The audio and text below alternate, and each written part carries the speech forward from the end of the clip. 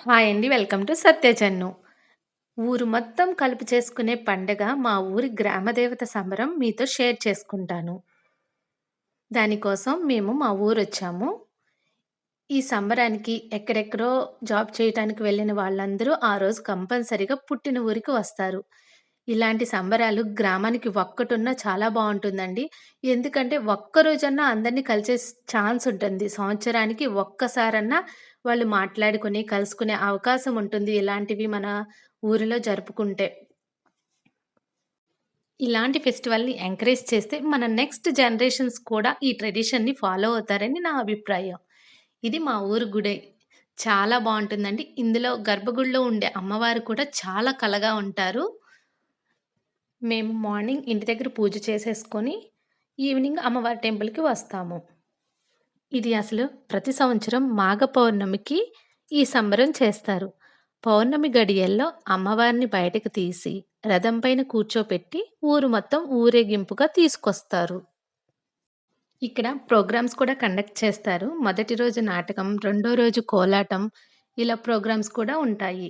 ఇలా చాలా సంవత్సరాల నుంచి ఈ సంబరాన్ని జరుపుతూ వస్తున్నారు. పెద్దవాళ్ళు చెప్తూ ఉంటారు కదా! మన గ్రామ దేవతని, కులదేవతని ఎప్పటికీ మర్చిపోకూడదు.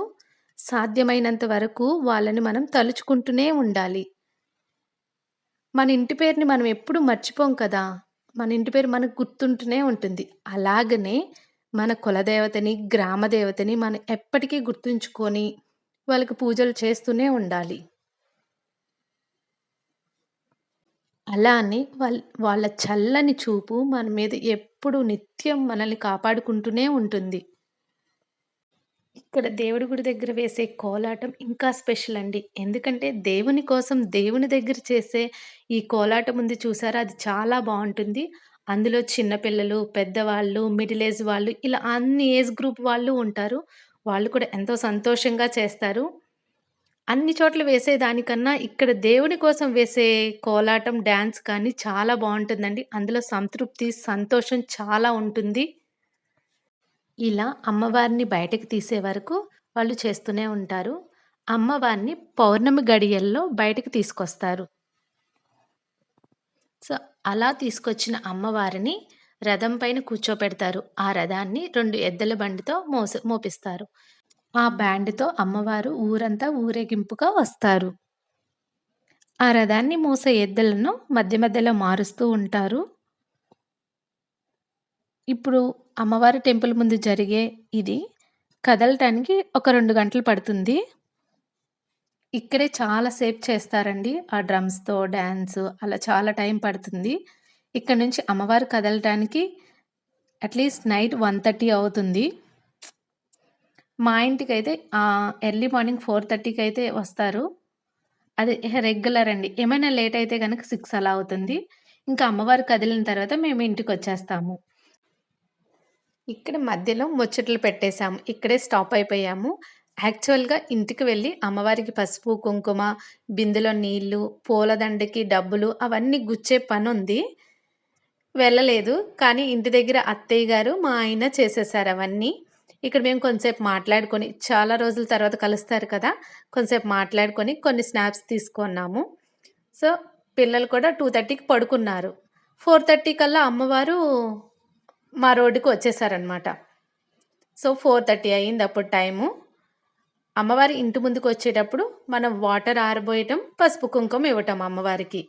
పిల్లలైతే చాలా నిద్ర మత్తులో ఉన్నారు. వాళ్ళు యాక్చువల్‌గా నైట్ అయితే డాన్స్ వేస్తాం మేము మార్నింగ్ వచ్చినప్పుడు అని చెప్పారు కానీ, వాళ్ళు వేసే మూడ్‌లో కూడా లేరు.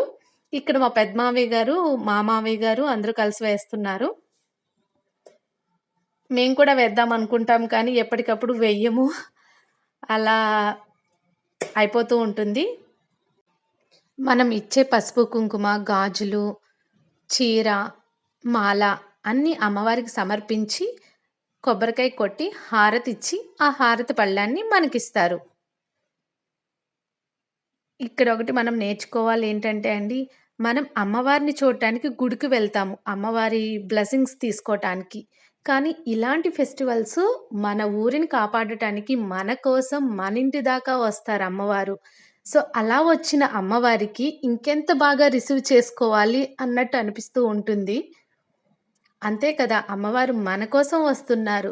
సో, అలా వచ్చిన మన ఇంటి ముందుకు వచ్చిన అమ్మవారిని మనం ఇంకా చాలా బాగా రిసీవ్ చేసుకోవాలి ఇలాంటి ఫెస్టివల్స్ మీ ఊర్లో కూడా జరుగుతున్నట్లయితే మాక్సిమం మిస్ చేయకుండా అవి అటెండ్ అవ్వటానికి చూడండి. మీరు చాలా మెమోరీస్ అనేవి క్రియేట్ చేసుకోగలరు. దట్ టూ ఈ ట్రెడిషన్‌ని మన నెక్స్ట్ జనరేషన్‌కి పాస్ చేసిన వాళ్ళమవుతాము. నా మాటల్లోనే మీకు అర్థమై ఉంటుంది కదా! నాకు ఈ ఫెస్టివల్ ఎంత స్పెషలో. మా ఫ్యామిలీ వాళ్ళకి ఒక మంచి హాబిట్ ఉందండి. అదేంటంటే ఏదైనా మేము ఊరు వెళ్ళేటప్పుడు ఈ అమ్మవారి గుడికి వెళ్ళి తర్వాత ఊరు వెళ్తారు. అది ఇప్పుడు నాకు కూడా అలవాటయిందండి. నేను కూడా దాన్ని ఫాలో చేస్తూ ఉంటాను. సో, ఇలా అందరూ అమ్మవారికి పసుపు, కుంకుమ సమర్పించుకున్న తర్వాత అమ్మవారు ముందుకు కదులుతారు. ఇలా వెళ్ళిన అమ్మవారు అక్కడ అన్నీ చూసుకొని మళ్ళీ వెనక్కి వస్తారు. వెనక్కి వచ్చే టైంలో కూడా మా పెద్ద మామయ్య గారి వాళ్ళకి కూడా ఎప్పటినుంచో మళ్ళీ రిటర్న్‌లో కూడా పసుపు, కుంకుమ ఇచ్చే అలవాటుంది. సో, నేను కూడా అమ్మవారిని ఒకసారి దర్శించుకున్నాను. సో, అప్పుడే ఒక మంచి హ్యాపీ ఫీలింగొచ్చిందండి. అక్కడ పూజారి గారు నన్ను పిలిసి బ్యాంగిల్స్ ఇచ్చారు. సో, ఇలాంటి చిన్న చిన్నవైనా చాలా సంతోషాన్నిస్తాయి. ఎందుకంటే అది స్వయంగా అమ్మవారి ఆశీర్వాదం కాబట్టి. చాలా హ్యాపీగా అనిపించింది. సో, ఇలా తిరిగి అమ్మవారు మళ్ళీ ఊర్లోకి వెళ్తారు. అమ్మవారు గుడికి వచ్చే టైంకి సెకండ్ డే పడుతుందండి. సెకండ్ డే నైట్ అమ్మవారు గుడి లోపలికి వచ్చేస్తారు. వచ్చిన తర్వాత అమ్మవారిని ఉయ్యాల్లో వేస్తారు. ఉయ్యాల్లో ఊపిన తర్వాత అక్కడే గర్భగుడిలో ఉండే అమ్మవారి ముందు ఇంకొక ఉయ్యాల కడతారు. ఆ ఉయ్యాల్లో ఏంటంటే ఒక మంచి సాంప్రదాయం నడుస్తుందండి ఇక్కడ. ఆ ఉయ్యాల్లో చిన్న పిల్లల్ని ఉయ్యాల్లో వేసి ఊపుతారనమాట. అమ్మవారు గుడికి వచ్చిన తర్వాత ఫస్ట్ అమ్మవారు ఉయ్యాల్లో ఊగిన తర్వాత నెక్స్ట్ చిన్న పిల్లల్ని ఉయ్యాల్లో వేస్తారు. సో, అమ్మవారు నైట్ టైమ్ వచ్చారు. అక్కడ రెడ్ శారీ కట్టుంది కదా! అక్కడ ఉయ్యాల్లో అమ్మవారిని పెట్టారనమాట. ఇక్కడ లోపల ఉన్న ఉయ్యాల్లో చిన్న పిల్లల్ని వేసి పాట పాడుతారు. ఇది కూడా చాలా బావుంటుంది. ఇక్కడ నేను లోపల ఉన్న అమ్మవారిని చూపించట్లేదండి. ఇక్కడ అమ్మవారిని చూపించకూడదు. ఫోటోస్ కూడా తీయకూడదు. అందుకే నేను ఏ వీడియో తీయలేదు. కిందకి చూపిస్తున్నాను. ఇదే ఆ ఉయ్యాల. చిన్న పిల్లల్ని ఒక్కసారైనా ఈ ఉయ్యాల్లో ఊగిస్తారు. ఇది ఇక్కడ ఉండే సాంప్రదాయం. ఇంతకీ మా అమ్మవారి పేరు చెప్పలేదు కదా!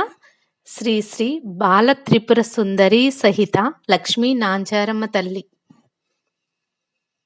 ఊరేగింపుగా చేసుకున్న అమ్మవారు ఇక్కడ ఉయ్యాల్లో పెడతారు. ఈ అమ్మవారు చాలా కళగా ఉంటారు. చూడటానికి 2 కళ్ళు సరిపోవు. మొత్తం ఊరేగింపు చేసుకొని అమ్మవారు ఇక్కడుంటారు. థ్యాంక్ యూ ఫర్ వాచింగ్ అండి. ఈ వీడియో మీకు నచ్చినట్లయితే లైక్ చేయండి, షేర్ చేయండి. Please do subscribe my channel.